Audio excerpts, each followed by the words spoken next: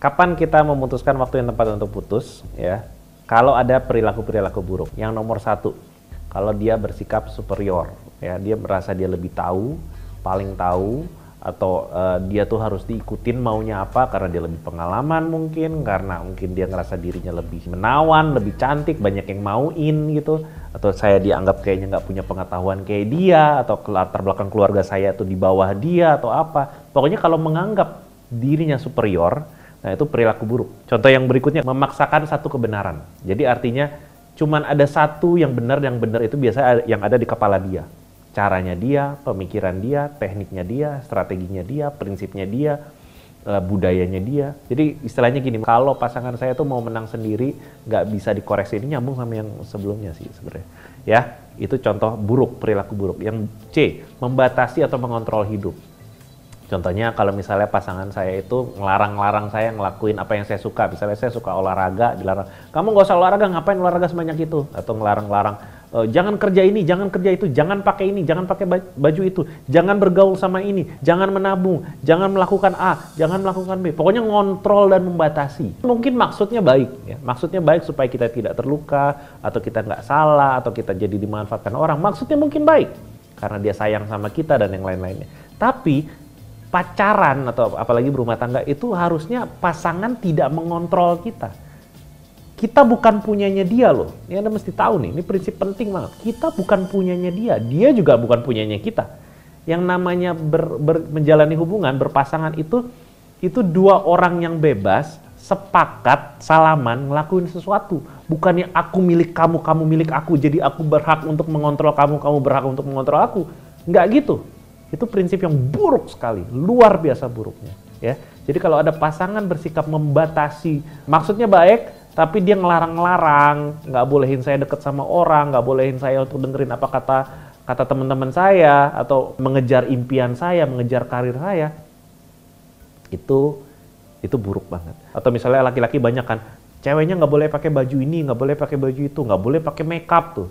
Pokoknya kalau membatasi dan mengontrol hidup, menyusahkan kayak gitu, itu ada di poin D juga ya. Itu buruk. Kita ngomongin D dalam konteks kasar sekarang. Misalnya kata-katanya tajam, kasar, nadanya tinggi, suka maki-maki, suka menghilang gitu loh. Kayak menyalahkan, menyudutkan secara fisik maupun secara psikis. Nah itu udah masuk perilaku buruk, nggak usah dijelasin lagi. Terus yang E, mengulang kesalahan fatal sekian kali. Penekanannya di fatal. Kalau cuma kesalahan-kesalahan minor, itu biasa kita akan lakuin sepanjang hidup. Contohnya berselingkuh, ya, atau misalnya terlibat dalam kriminalitas, atau mengkonsumsi obat-obat yang terlarang, ya kan? Itu kan lumayan fatal tuh, ya. Atau misalnya berjudi, ya.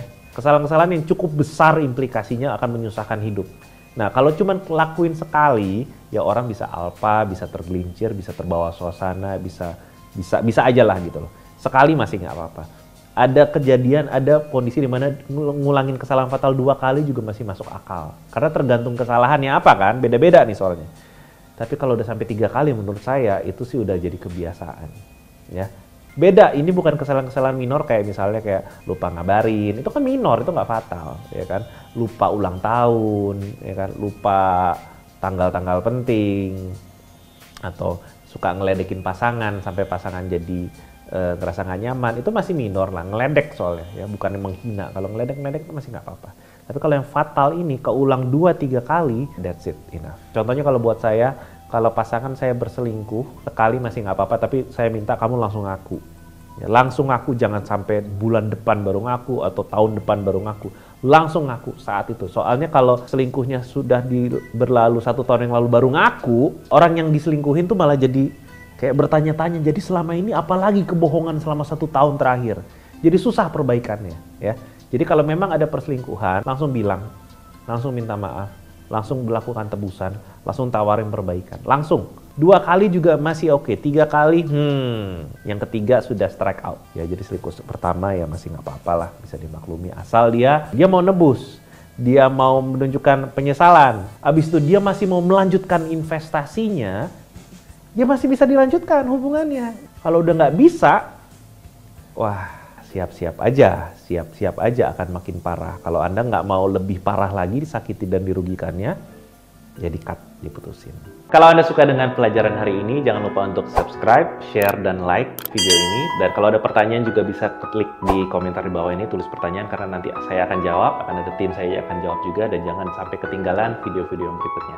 Oke, sampai jumpa.